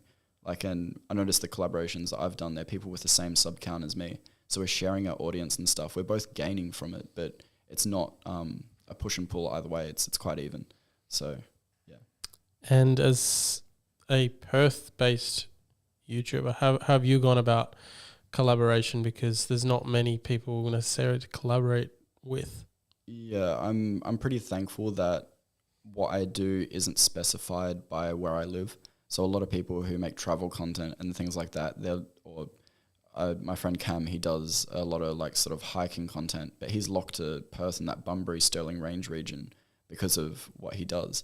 But with me, a lot of my audience and a lot of the people I collaborate with are from America or they're from the UK or around the world. And that's freed me to not be locked to that sort of, experience where you're in Perth and you're limited by, if I need to or want to get bigger, I have to move to Melbourne or Sydney. Because for a majority of the reality of a lot of Perth creators is if you want to really be successful, you have to up and move to Sydney or Melbourne because that's where all the events are. That's where all the gigs are, all the movie premieres, all the fun like shindigs. It's all over there. And it's a sad reality, but I would love a space for Perth creators, but there just isn't one right now. Big question. Do you think social media is healthy for society? A net positive or a net negative? Is that what you're asking? Like, do you think it's... Yeah, do you think it's a net positive and why? I'm really trying to think about it. I don't just want to say an answer to say an answer. Wow. No, that's a really heavy question. I think I wouldn't have as tough of a skin as I do now if I hadn't engaged in social media. I also think that part of it does rewire your brain. I think even in terms of relationships, let's say, I think this is a really apt example. When you were in the 80s, you might have known 15, 20 people.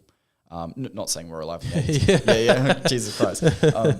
But in terms of like, if you were born in the 80s, you maybe know 15, 20 people, your close friends, people you might have gone to like church with, people you might have worked with, or X, Y, and Z. And then those 20 people might know 5 other people. So in terms of coupling up in relationships, you might have 100 people to select from. Part of what social media does is it opens the world up to you. And the problem with that is that now we have infinite options. And there's a saying, paralyzed by freedom. And essentially what that is social media right now. We either have our phones, which is infinity, or we have our eyes when we sleep, which is oblivion. So you have these children who are choosing between infinity and oblivion, which is just insane. The idea that I can scroll forever or I can close my eyes and be in infinite blackness. It's a terrifying thought for someone in adolescence to go through. But essentially, that's the question we're posing them, where it's just like, you can either have infinite options or you can turn it off and have nothing. And it's a scary thought to think, but it's true. Yeah, I think some of the positives of social media is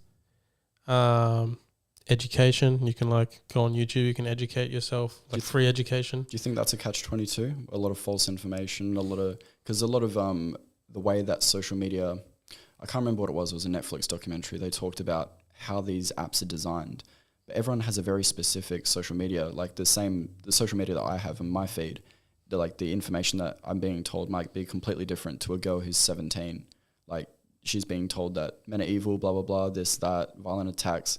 I might have like a social media feed about puppies and kittens and stuff. Like we might have completely different social media feeds. I think that is also something to think about, where it's like education, but in what way? Like, is it again? Yeah, nothing is free.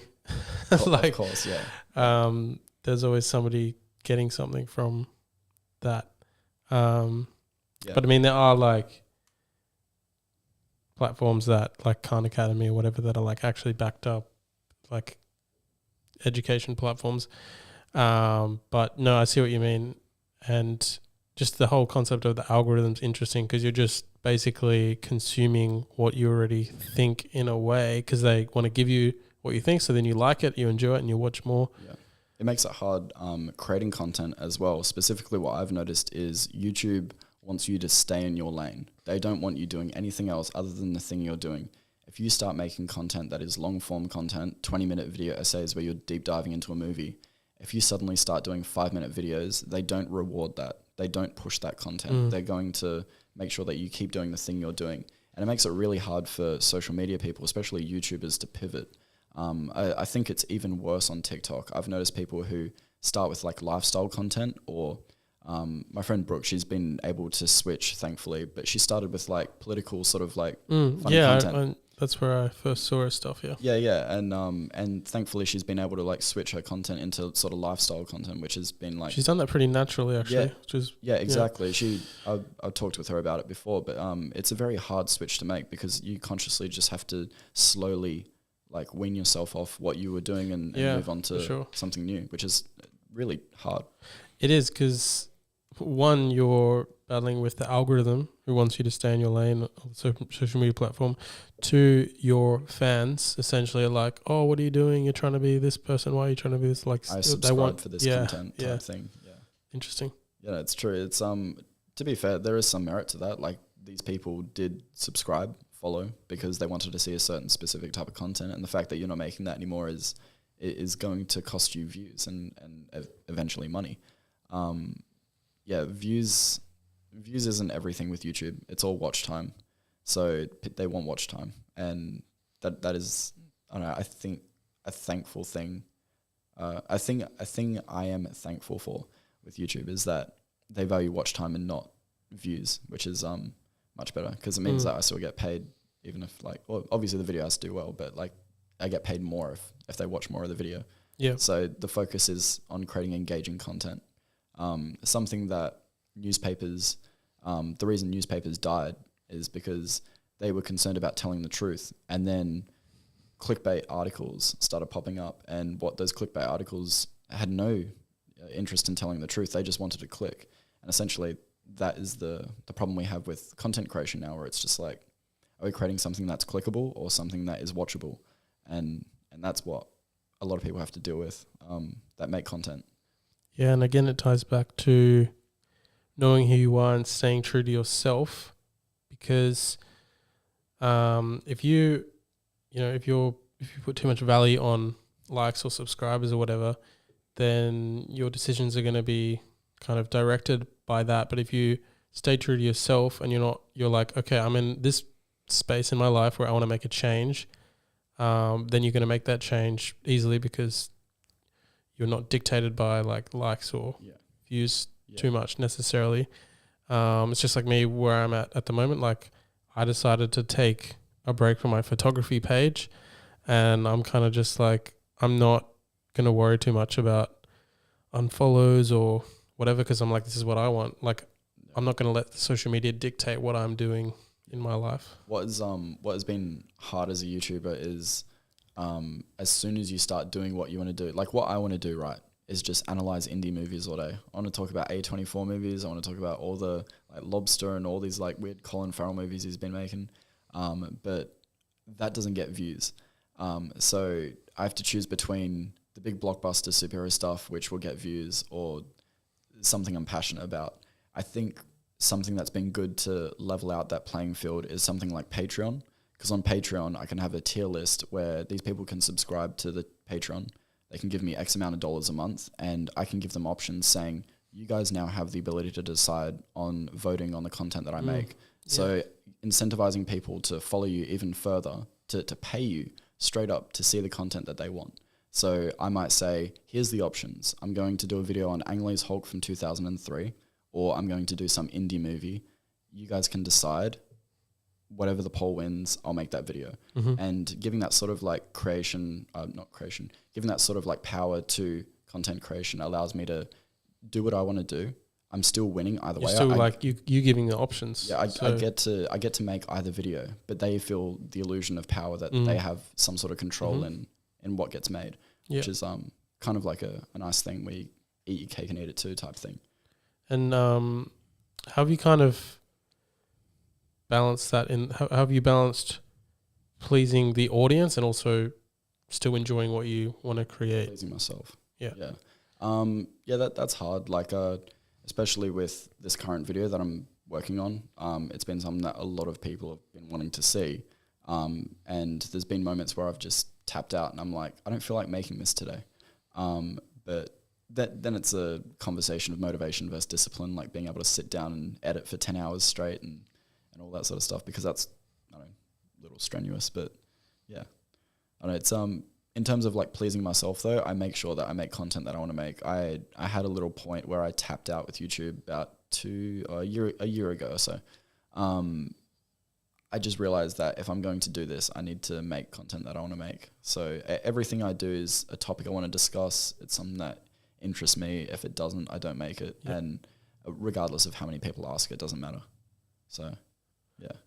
And with TikTok, did you kind of naturally grow on TikTok quite easily because you had that experience in YouTube? Yeah, I know how to cater to an audience. I wouldn't say I'm a TikToker by any means. It's only like 16K or so. That's a pretty like low following. I know like friends with like 50K that like just like I don't know, post like a dance video or whatever. So it's 16K is nothing. But in terms of like making content and things like that, TikTok is just a natural result of my experience on YouTube and things like that. It's not anything serious. It's, if anything, it's like a glorified Snapchat story. I don't really take TikTok serious. It's my Instagram and my TikTok is more for my personal enjoyment. Like I'm me at the beach doing what I want to do, that sort of thing.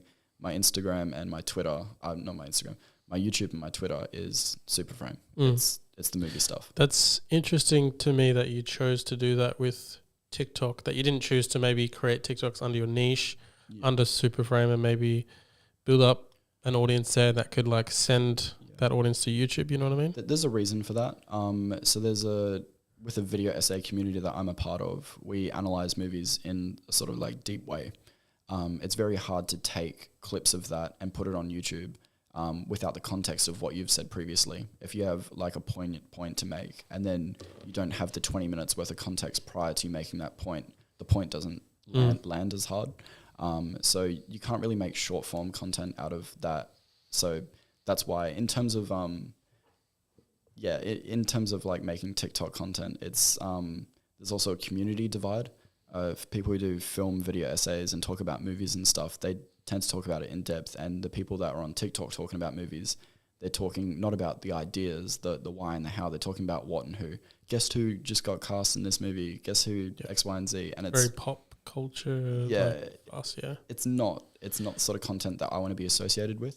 There is, there was the release with the 3-minute TikTok video. Does that make you want to sway into TikTok a bit more? Incentivizing.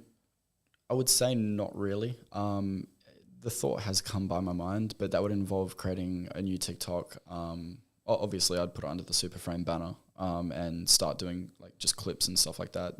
That is an attractive idea, but it's just, again, without that context, the videos don't land, the points don't make sense, that sort of thing. It's just really hard to, shorten content that is designed for long form. It's essentially like the problem with turning The Last Airbender, let's say, turning an animated series that is 18 episodes into a 2-hour movie. It's just, you're going to lose a lot of the meat of the ideas of the stories, and it's not favourable. You did mention, with the introduction of YouTube Shorts, that's something you're going to be doing. Yeah. Wouldn't you be tempted to create YouTube Shorts and then distribute it to TikTok? That's very possible. Yeah. So I do. I don't have shares in TikTok. I just I know I've got something against TikTok. No, I do like the idea of doing that, where it's I've got content that I'm making on YouTube Shorts and then putting them to TikTok. I've noticed that because I've looked into it. It's not that I haven't. I've looked into it, and I noticed that if you don't use TikTok's text specifically, if you don't use their music, like it tends to, the videos don't tend to perform well. Same thing with YouTube Shorts. If you use YouTube text, interesting. Things like that, the videos tend to perform well. I did one where I used the my own text, did like 7,000 views. I did one with the YouTube text and it did 50k views. Oh wow! So you have been using, you've tested it out. I've done 4. The latest one got 50k, but I think that's more to do with the content rather than the optimization of using YouTube text. But although I am sure that helped, so that's something to think about. Yeah, no, that's a good tip. Do you think YouTube Shorts will take over or not really? TikTok's too powerful. I think it's too early to decide. Like, I remember when I did videography work, I was working with Intercoifer and L'Oreal, and I was doing like a B-roll type thing for them for the day, just filming like a convention. And there was a speaker talking about TikTok. And in my head, I was sitting at the back of the ballroom with all these like important like figures in those businesses, listening to this social media expert talk about how TikTok's going to take over and stuff. And in my head, I was thinking, oh, no way, no chance. Like, YouTube's the G. And then lo and behold, like 2 or 3 years later, like here we are. So I don't know where YouTube Shorts will be in a couple of years. I don't know where Instagram will be in a couple of years. Like Facebook's dead, Snapchat's dead. Instagram's Instagram, but yeah. Yeah, that's a good point. The only thing I can add to sort of the perspective on where video content will be in the future is like, I guess, augmented reality. What, metaverse? So there's a difference between augmented reality and virtual reality. Augmented reality means like we could be sitting in this room, we have glasses on, it's projecting on the walls. It's like those apps on your phone. You know Pokemon Go? That's okay. Gotcha. That's basically augmented reality. Right. So it could be we both have Google glasses on and we're looking at the wall and we're watching videos. That might be how we consume content in the future. I think just in general as well though, there's these at airports, they're trialing them right now, but essentially like you get your phone you get your ticket and your seat number or whatever and your terminal. There's these screens in airports that only show your ticket to you, cool. from the angle where you're at as well. So it's a very specific thing cool. I'm talking about. It'd be really hard to find, but essentially it's like a hologram that pops up and like it. That makes a lot of sense. I think that'd be really cool because, like, if you go on the airport and you look at the screen, there's like so many board, so many like planes, and you're like, "Where's mine?" But that makes a lot of sense. But that's going to be interesting with augmented reality. Like, are you only going to be shown some sort of algorithm? So again, it's showing you what you want to see. Maybe on a billboard, you're looking around at the billboards. It's going to show you what you want to see. The ability to radicalize someone has never been easier. I think Cambridge Analytica. Do you know much about that? So they were the people, not the marketing company, but they were the people instrumental in Brexit and Trump's campaign and things like that. Yeah. But essentially, they were people that were ex-employees of social media companies, and they were able to essentially just like change people's perspective by targeting their data and their profile. And it came out that they were illegally accessing people's data, and then that's when Zuckerberg had that meeting at the courts or whatever and said that isn't happening, but it was. Yeah. And it's just a whole thing. Like it's the ability to manipulate someone these days is just mental, absolutely mental. It is like and it's kind of an interesting question, like how much of you is you or just a product of what you're being shown and fed. I think again that is the importance of having a real life with real hobbies where like don't just be a YouTuber, be a person who does YouTube. So I know Childish Gambino, fantastic example of a multifaceted artist. He was a writer on SNL. He wrote jokes for like David Letterman and all that, and then went into stand-up comedy, and then he went into acting, and then went into writing movies and stuff like that, and then went into rap and all that. Like fantastic example of someone who can do these things but is not one thing. And I think if you go hiking, if you go doing all these interesting experiences and you have like a worldly, sort of set of things to draw from, then suddenly you can't be influenced. You can't be influenced in that way. It's transparent in the way that people operate. The people that have things to draw from versus the people that are just regurgitating things that they've seen. Deep question, but how do you think as humans we develop morality, like our own inner ethics and morality? Oh, interesting. So I've touched on this in a video actually. So basically there's Kantian ethics. Kantian ethics is from Immanuel Kant. He was a German philosopher, and he talked about universalizable principles. So essentially what that means is if I go steal a banana, what I'm saying is it's okay for everyone to steal a banana. And that isn't universalizable. So therefore theft isn't moral. Now that idea is fine. But what happens if you're at home, right, and your partner is being hunted by a gang and they knock on the door saying, "Oh, where's your partner?" And what is a universal principle is truth. But basically, if you say, "Oh, the truth is that he's here," they're going to go in and murder him.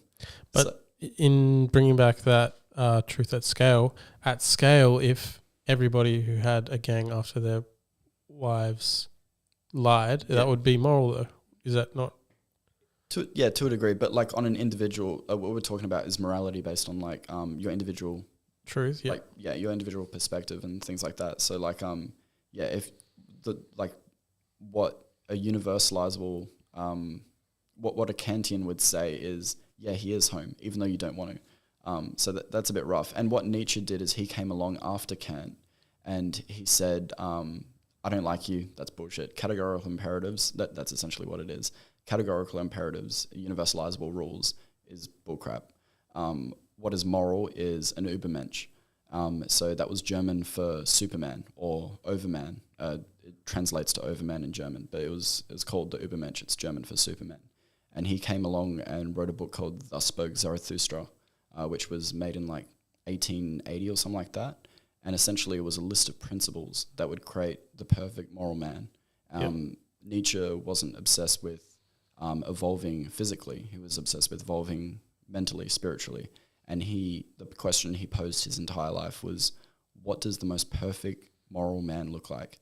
And essentially his Übermensch had a list of rules, factors that would be moral.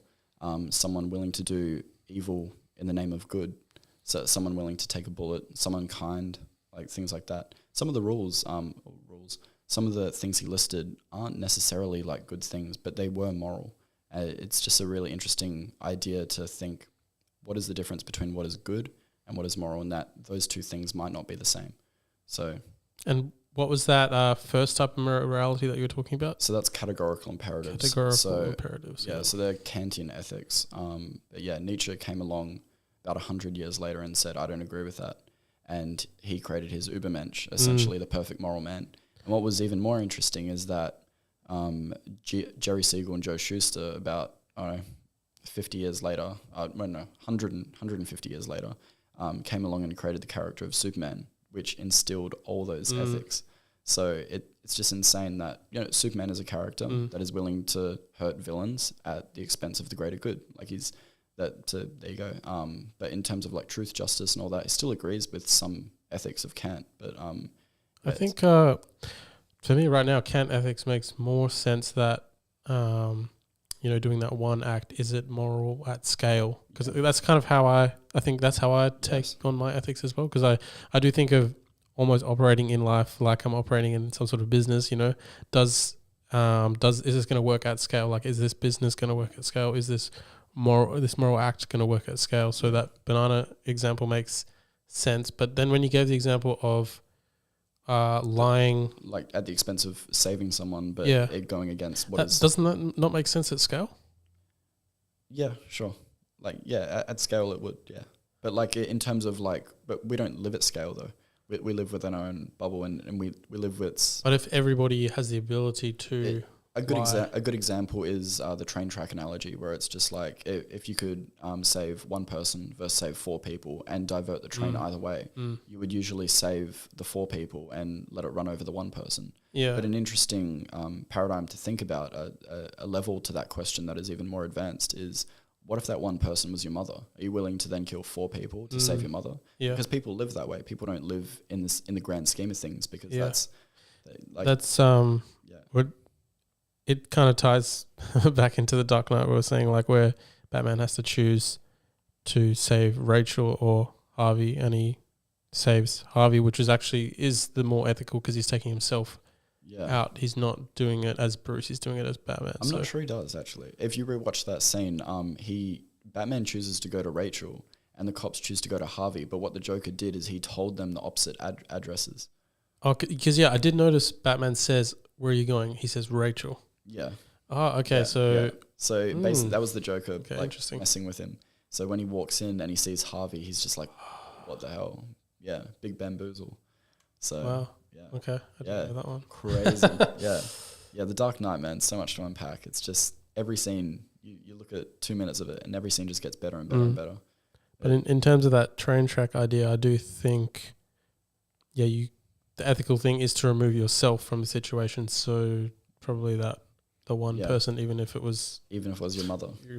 Yeah, which is, I don't know. But then again, a lot of people would then say, are you moral if you're letting your mother die? Like it's just. Well, it's more of a selfless act. Of course, but I'm sure your mum wouldn't say it that way.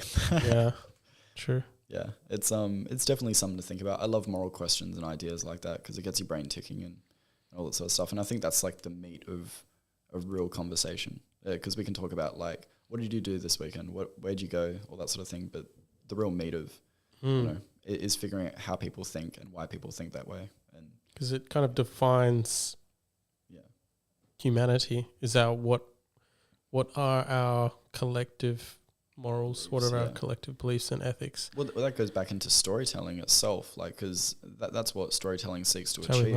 Where it's, these are the morals and actions of one character, and this is what it says about them. And then these are the morals and actions of another character, and one of them is painted as a protagonist and antagonist, and there you have a story.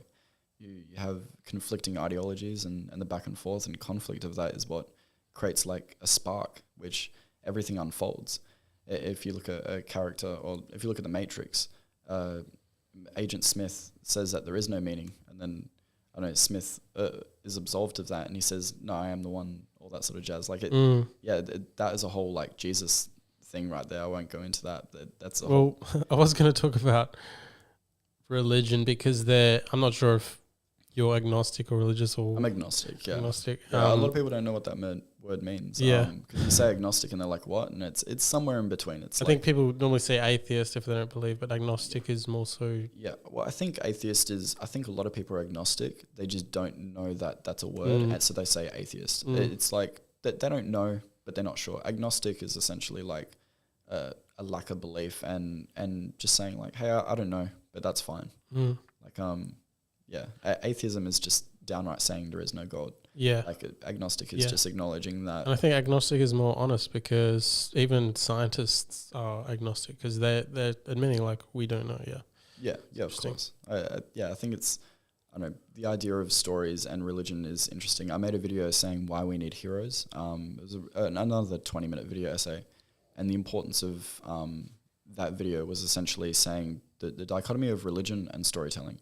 And a lot of people have the idea that religion birthed heroes. So the idea of like these amazing stories and then people worship them. When in fact it's the opposite is true. Tribes of people came together and amazing people were, the most amazing people in those tribes were put to the top. So much so that all these tribes across many different people had one uber awesome person. And then those people are deified.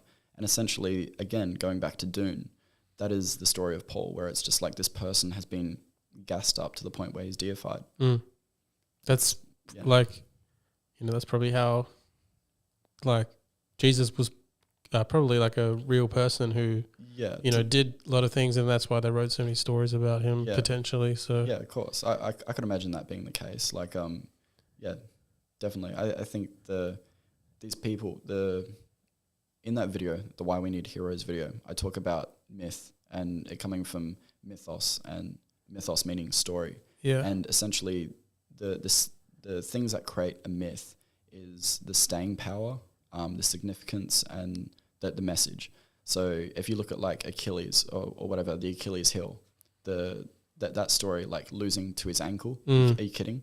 But like the significance of that story and its staying power is why it sticks around. Or the idea of like Hercules like facing a lion or a Medusa or whatever, like those sort of like grand heroic tales, they stick around because their staying power, their significance, and that sort of thing. Like those stories, as you were saying, they probably came from a real person, but over time, as you retell it, things change. And like, how do you make this story epic? Yeah, you're like, you add things in or make things up. They say never let the truth get in the way of a good story. So it's like they've added these things in and created, mythical creatures or superheroes or I think that's where we're at now, where it's the proto myth. We've told the story of like superheroes are just the new version of old stories of Hercules. Like you got Thor, he replaces Hercules. You got like Superman that replaces Jesus. You got like I don't know, like X, Y, and Z that replaces so forth. Or like a good one is what's his name? The Flash. Like he replaces the fast what's his name? The messenger god. Oh yeah. Oh yes, I remember. As a person, no, not Perseus. I'm thinking of a different one. Anyway, but yeah, like what we're experiencing is just a new age of the same stories we've told before, and it's always a cycle. It's always like a repeat of something else. It goes back to them being parables because they're stories, but with a message. They teach things about like humility, or they teach universal truths. And I think that's why a story like Avatar is just so universal because it teaches like these universal ideas of family and all these sorts of things like humanity and all that sort of stuff. They're universal. So anyone can watch them and learn something from it or take from it and apply it or feel like they've gone through that with like culture and things like that. Yeah, I think it's important, like stories are important to learn from, but also you want to like live your own life, as you were saying as well. Yeah. So I think you've got to like balance the two, learn from stories, but also live a life, develop your own opinion. Yeah, of course. Create your own story with yourself as a main character. Oh yeah, yeah. That's a whole can of worms right there with like narcissism and people thinking that they're like main characters. Especially with TikTok. I'm the main character. Yeah, yeah. Everyone else is just NPCs. Yeah. Background sort of stuff. But yeah, I think there's definitely a place for that. Yeah, but to a degree. Yeah, because I think one of the arguments against religion is that, how do we develop morals and ethics if, we develop them from the Bible sort of thing? So, yeah, that's an extension of what Nietzsche and Kant were trying to do. So, basically, Kant wanted a moral rule. He wanted morals to not be defined by a book. He wanted it to be defined by the intellect. And that's why he went into saying universal like rules. If they're universal, then they're moral. What Nietzsche was famous for saying, his most famous quote is, "God is dead and we have killed him." And he followed it up. The full quote is talking about, if we are to absolve the blood off our hands, must we ourselves not become God? And essentially that's what we've seen in the last 200 years since he quoted that, where it's like, now that God is dead, so to speak, in the public eye, in social speak, basically we've moved from deifying a god to deifying celebrities. So, sorry, in the last 200 years, we've seen like people deify Kanye, and then these like people think that they're a god or whatever, and it's like, no, just people worship you because they're not worshipping like God. Yeah, interesting. The concept of needing something like to celebrity, needing something to worship, because it's it goes back to that thing Jean Baudrillard talked about, mirrors of mirrors. People don't know who they are. They don't know how to develop their own sense of self, so they just reflect off something that they look up to. Well, I think as people, we do need someone to look up to, and as you were saying, in today's age, unfortunately, it kind of is these celebrities, but I think as humans, like when we're in tribes and stuff, normally it was your father or the chief or whoever, but now it's more like the paralyzed by freedom. Paralyzed by freedom. We've got too many people to look up to that we look up to nobody, and then we're just stuck in a place of not knowing who we are, not having agency or direction or accountability or responsibility and all these things, and we just live these like vapid existences on our phones where we just like all day. I think in today's culture, even in Australia, like I think in general people are looking up to celebrities in America, or maybe sports players like football players, just people in pop culture. Australia is really bad for it. It's jokingly said that Australia has no culture, no identity, because we're essentially just America light. That's so true, actually. No, but it is though, and it's the same thing with like the UK as well. We take from the UK and America and make a hodgepodge of the two. Perth specifically has the largest British community in Australia. Yeah. So a large portion of Perth is very English, especially the northern suburbs. But that being said, like a lot of Australia is a mix of America and England, and in terms of how we present ourselves, whether it's people looking up to drill rap now, like taking from the UK, or I know sort of like Australia trying to replicate America's like political climate, where it's like very like binary and like you versus me type thing. It's like Australia doesn't need to be like that. We've never been so like black and white with our politics. We don't need to be like America, like Republican Democrat crap. We don't need to do that. But Australia feels the need to steal from other countries instead of like and that's develop. That's basically our problem. Like I was talking to musician Wyclef and even Alex or DJ Waves on the previous podcast. We were talking about how can we create like our own identity here, because that's what we need. We need to create our own culture, and you sort of see it happening in Melbourne a little bit, and it's all about like embracing multiculturalism and embracing all our differences. Yeah. And that kind of is our identity. I feel like Australia is very multicultural, and we sort of try and celebrate it under the sort of passive racism that is still very prevalent. But yeah, in terms of culture and stuff like that and what is interesting in Australia, Melbourne's the place to be. It's where all the gigs happen.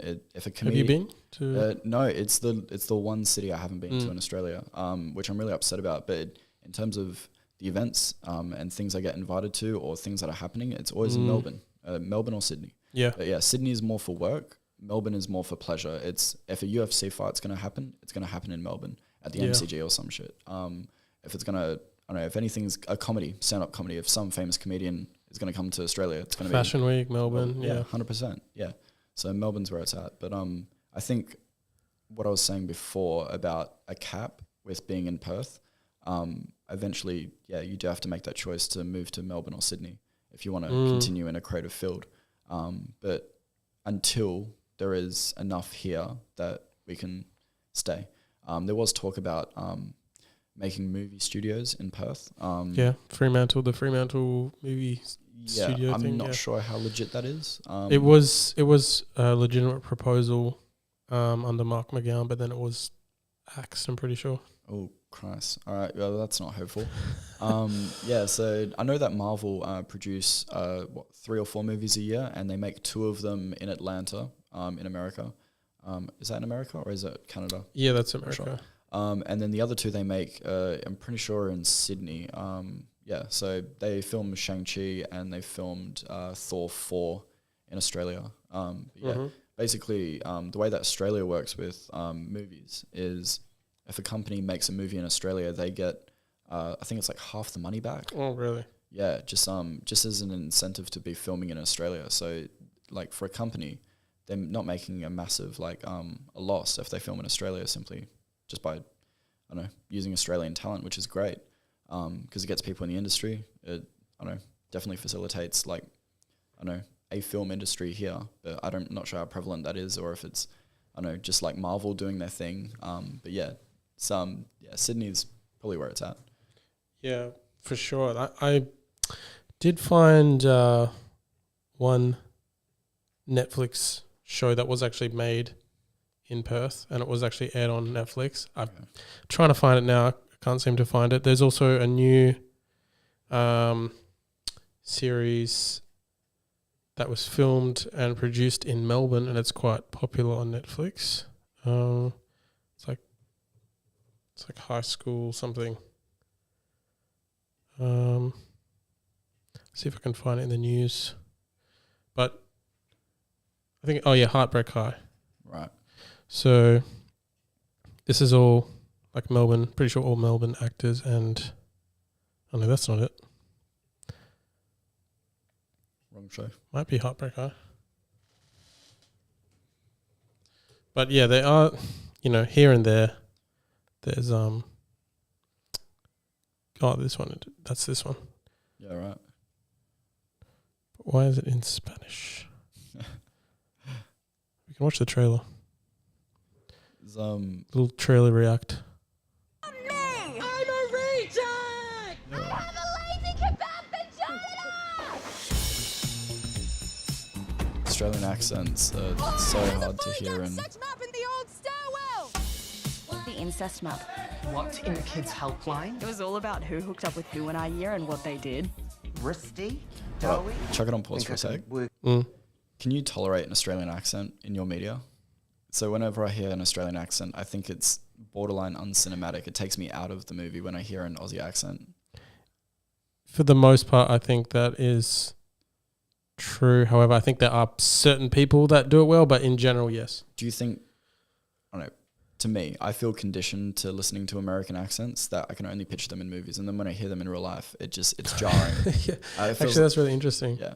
And then, but with what you're saying though, I feel like some people with an accent, like Margot Robbie, when she speaks in an Australian accent in a movie, it's fine because her accent is, I think they call it like a Melbourne accent. I've got some friends at Whopper, and basically when they take you from, I don't know, WA Performing Arts, like Whopper, and they take you over to film school over east, they train your Perth accent away. Oh, really? Yeah, so I've got a friend, Chris, they basically like trained his accent away. And it's just something that happens, but it's probably true, I think, for the most part, but then sometimes there are certain characters where it flows naturally. It might be to do with that. Yeah, definitely. I feel like Heath Ledger in what's that movie with the romantic comedy that Heath Ledger did? Something Hate About You. 10 Things I Hate About You. Yeah, that's a good example. Heath, that was borderline Aussie. Yeah, I think that was pretty good and natural. Yeah, like it wasn't overdone. I think if it's not a main character and it's a random character, they seem too different from the whole scenario that it kind of they stick out a bit in not a good way. Yeah, definitely. Australian accent's just for me, like it's kind of rough. I just can't tolerate it in my media, but I think that's just because I'm conditioned. Like I hear a British accent, I think it sounds smart. So Yeah, it's just for sure. I think it's just like a product of my conditioning and like what I watch and. Well, I think it's natural. Yeah, it's just natural. Yeah. But yeah, there are some. As I said, there was that Netflix show filmed and produced here on Netflix, and there was, as you saw, Heartbreak High. So I think maybe there's more sort of leeway? opportunities will come. Yeah, I think because I do want to see a film industry here, obviously. in Perth. Yeah, it's just definitely difficult, provide like jobs and all that sort of stuff, and it'd be cool to put Perth on the map as a creative place, not just a mining state. Yeah. Like I think that is something that Yes. is really hard as someone who lives in Perth is convincing people over east that there is something of value here outside of the beach. Something that we can create that's not just digging in the ground. Yeah, or just like a pretty beach. Like it's nice that we have like I think I saw like a not a BuzzFeed, but it was like one of those sorts of like type of articles where it was like top 10 beaches in like the world or whatever, and like 2 of them were like Australian beaches, and I think like one of them was in WA. I was like, yeah, cool. I think it was like down south or something like that. But yeah, we want to kind of show that there are creatives here, talented creatives that. Yeah. And something more than a beach. Yeah, exactly. Yeah, definitely. 100%. Are there any sort of final advice that you would give to maybe young creatives that maybe they want to jump on YouTube, but they're a bit afraid of putting themselves out there, or maybe their channel isn't growing fast enough, things like that? Yeah, 100%. I think the first thing to remember is it's a slow burn. Like getting an audience is the hardest part. Once you find the audience, you then have to retain it. Don't forget that if you stop uploading, the channel dies. Something very specific about YouTube is it takes a certain type of person. It takes someone who doesn't turn off, like never turns off. Yeah. You need to. It's a whole lot of work. Yeah, you need to be able to put your head down and just continue. Yeah, it's definitely a long game, and hopefully even on the Digital Creators podcast we can get keep building our channel. Something I noticed is I'm doing this just for the enjoyment. I'm on my previous channel I was like worried about numbers, but on here I do it because I love chatting with creative people like yourself. So thank you so much for coming on. That was such a sick conversation, and I learned a lot from it, so I hope listeners learned a lot too. Yeah. No, that's all I wanted. Yeah. Make sure to check out Mitch's channel and his social media. I'll leave everything in the show notes. Thanks again, Mitch, for coming on. Awesome. Cheers, bro. Catch you guys soon.